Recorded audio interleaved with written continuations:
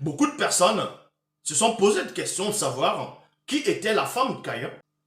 Tandis que d'autres vont vous expliquer aussi que Caïn, la femme de Caïn, c'était d'autres formes d'humains que Yahvé avait déjà créées. Parce que dans les Bibles actuelles classiques, dans ce qu'on appelle la Torah ou communément appelé l'Ancien Testament, il vous explique là que lorsque Yahvé Adonai Jéhovah Elohim l'Éternel a chassé Caïn de devant sa face, Caïn est allé dans le pays de Nod.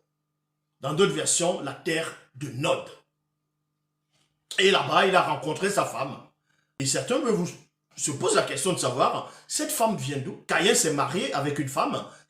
Donc quand Caïn partait, quittait son père, sa mère, et parce qu'il avait des sœurs, c'est ce que vous ne savez pas, il avait d'autres sœurs, bien longtemps avant la naissance de ce qu'on va appeler Longa, de son vrai nom, et dans les bibliothèques classiques, ils vont l'appeler Seth.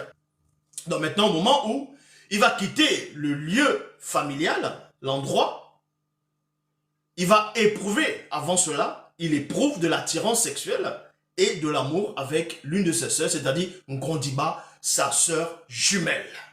Et oui, la femme de Caïn, c'était bel et bien sa propre sœur.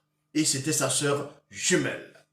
L'une de ses sœurs, à cause de sa faute, qui donna par ailleurs naissance à Bindo, entre parenthèses, l'inceste. On vous montre par là qu'à l'époque de Ponguissé, quand il a récupéré sa sœur comme femme, ce n'était pas une interdiction, ce n'était pas une aberration, ce n'était pas une anomalie, ce n'était pas un péché ou une abomination.